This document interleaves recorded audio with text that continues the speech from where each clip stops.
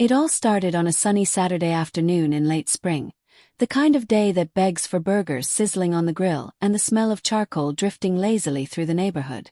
I just set up my backyard barbecue pit, the same one I'd used every summer for years. Friends were coming over later, kids would be running through sprinklers, and the coolers were already packed with cold drinks. It was supposed to be a simple, relaxing day. But in my neighborhood, nothing stayed simple for long, not with Karen living 3 houses down. Karen wasn't just any neighbor. She was a self-appointed enforcer of the Homeowners Association's rules, even though she wasn't on the HOA board. She treated every cracked sidewalk and unmowed lawn like a personal mission. And apparently this weekend my barbecue was her new target. It began when I noticed her peeking over the fence, phone in hand. At first I brushed it off. She'd done this before, hovering around like a hawk whenever someone dared to paint their front door a shade darker than approved beige. But when she marched up to the HOA president the next day with complaints about illegal open flames, things escalated faster than I could flip a steak. By Monday, I had a letter from the HOA citing fire hazard violations and threatening a $500 fine if I continued to host unauthorized gatherings. I couldn't believe it. I'd checked the bylaws before, and nothing prohibited outdoor cooking. It was pure harassment. Still, I decided to play it cool. I figured I'd talk to the HOA board, clear things up, and go back to grilling in peace. But when I arrived at the meeting that Thursday, Karen was already there, and she'd brought a printed packet of evidence, complete with photos of my backyard, timestamps, and even exaggerated smoke clouds she'd edited into the pictures. The board looked uneasy. They'd never dealt with something like this before. Most of the time, HOA issues involved overgrown bushes or late dues, not full-on neighborhood surveillance. But Karen's persistence was infectious. By the end of the meeting, the board voted to temporarily restrict outdoor cooking until they could review safety protocols. In other words, no barbecue, at least for now. I left the meeting furious. It wasn't just about grilling anymore, it was about principle. This was my property, and I wasn't breaking any laws. Karen had no right to dictate how I used my own backyard, and I wasn't about to roll over just because she liked to play neighborhood cop. That weekend, instead of canceling my cookout, I doubled down. I invited more friends than ever, stocked up on even better food, and fired up the grill earlier than usual. Sure enough, within an hour, Karen appeared again, standing at the edge of her yard with her arms crossed, phone ready to dial the HOA president or maybe even the fire department. And that's when it hit me. If Karen wanted to turn this into a neighborhood spectacle, I'd give her one, but on my terms. I wasn't going to just fight this battle quietly in HOA meetings. I was going to make a statement that nobody could ignore, not even her. That night I started making phone calls. Not just to my friends but to community members who loved a good cookout as much as I did, including one very important person who happened to enjoy showing up at local events whenever there were cameras and free food. I decided that if Karen wanted a fight over my backyard barbecue, I'd turn it into the most public cookout our neighborhood had ever seen. As the next Saturday crept closer, I could feel the tension building. Word spread quickly around the block. Not everyone liked Karen's antics, and plenty of neighbors were tired of her self-righteous crusades. Some even offered to bring extra chairs and desserts. Others whispered that they'd heard I was inviting someone special, though I kept that detail quiet. By Friday evening, Karen was prowling the sidewalks like a guard dog, looking for any sign of my plans. She saw the extra tables stacked by my garage, the big tent I rented for shade, and the coolers delivered to my front porch. I could practically hear her grinding her teeth from across the street. She had no idea what was coming. When Saturday finally arrived, I woke up early, lit the grill, and started slow-cooking racks of ribs that would make any barbecue judge proud. Neighbors strolled by, offering a thumbs up or asking what time the party started. The energy in the air was electric, like we were all in on a secret. But Karen wasn't going to let this go without a fight. Around noon, I noticed a city code enforcement truck circling the block. Then another HOA board member walked by coincidentally, clearly sent to gather intel. I knew Karen was working behind the scenes, pulling every string she could to shut me down before the first burger hit the plate. What she didn't know was that I'd already cleared everything with the local fire marshal days earlier. There were no violations, no hazards, just a neighbor with too much time on her hands. Still, the real show hadn't even begun. By late afternoon, the street was filling with people, lawn chairs popping open on sidewalks, and kids running around with sparklers. That's when the VIP guest finally arrived. The mayor himself, smiling for photos and shaking hands as he walked right into my backyard to grab a plate of ribs. Karen's jaw practically hit the pavement.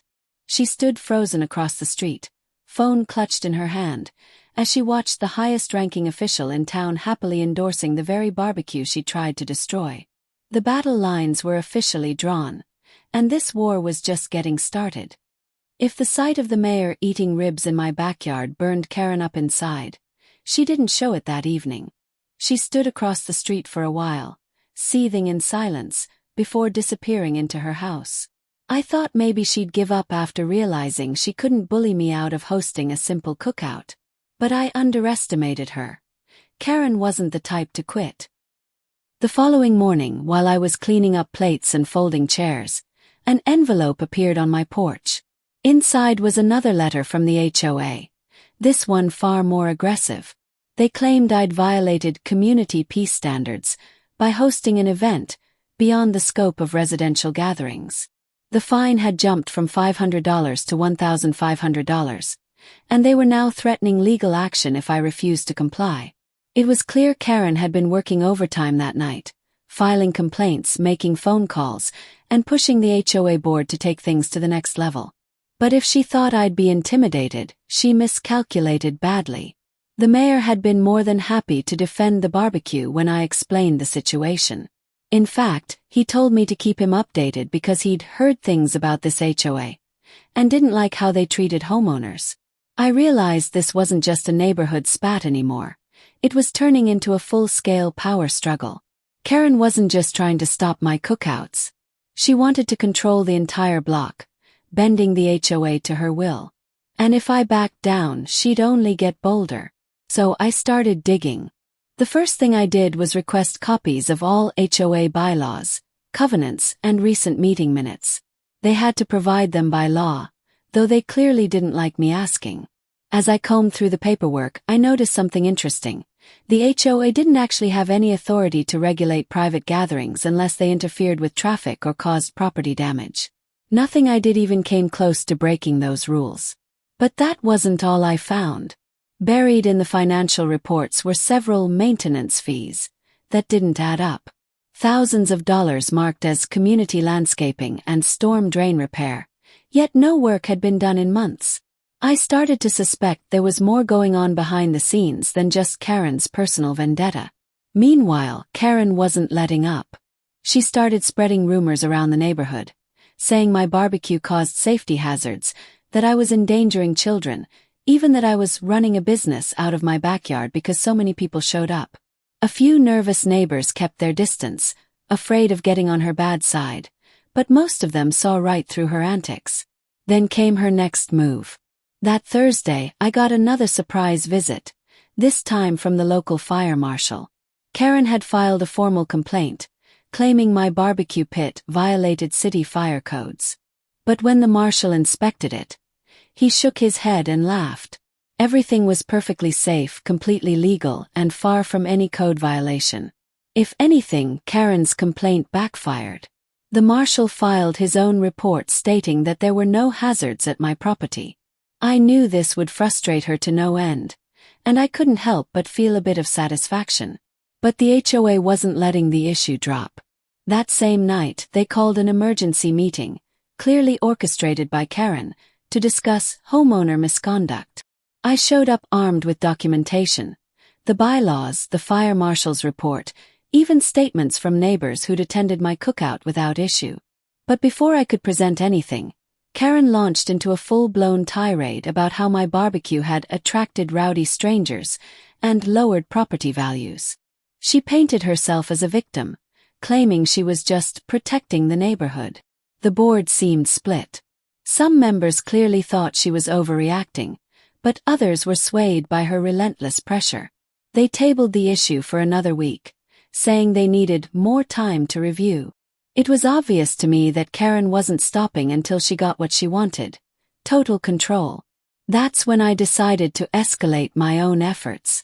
If Karen wanted to play politics, I'd beat her at her own game. I started talking to my neighbors one by one, explaining how the HOA was being manipulated by a single person's personal vendetta.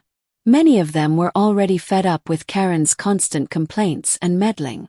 I reminded them that HOA boards were elected positions, and if they didn't like what was happening, they had the power to vote people out. Over the next few days, I organized casual meetups. No grills this time, just coffee and conversation. I showed everyone the discrepancies I'd found in the HOA's financial records. People were shocked to see where their dues were supposedly going. It didn't take long before the tide began to turn. Karen had isolated herself with her behavior, and I was building alliances. But Karen wasn't going quietly. She doubled down again, sending threatening emails to anyone who sided with me. She even tried to get the HOA to pass an emergency rule, banning outdoor cooking until further notice. Thankfully, the rule didn't pass, but the vote was closer than I expected. It became clear this was heading for a major showdown at the next community meeting. By Friday, the tension in the neighborhood was thick. Karen was walking around taking photos of people's yards, searching for new rule violations to report. Meanwhile, I was preparing something bigger. If Karen wanted a battle for control of the HOA, I'd give her one, and I had a plan that would turn the entire community against her in one move. The key was visibility. I didn't just need to prove Karen wrong. I needed everyone to see how far she was willing to go, how much damage she was doing to the neighborhood she claimed to protect. So I started planning another cookout, but this time it wouldn't just be a neighborhood party. It would be an event the entire town would hear about. I reached out to local businesses for sponsorships, community leaders for support, and even a few reporters who'd love a story about an overreaching HOA causing trouble where none existed. When word got out that I was hosting the Block Barbecue Bash, with live music, games for kids, and free food, neighbors started lining up to help. But I kept the biggest surprise a secret. Karen had no idea who I planned to invite as the guest of honor this time. The stage was set. Karen was about to learn that when you push good neighbors too far, the whole community pushes back. Karen thought she'd crushed my barbecue for good. But now, the neighborhood was on my side. The mayor was watching closely, and I had uncovered shady HOA finances that no one could explain. Karen doubled down, threatening everyone, pushing for emergency rules, and isolating herself even further. I wasn't backing down. The next event wouldn't just be a cookout, it would be a community uprising she couldn't stop. The real battle was about to begin.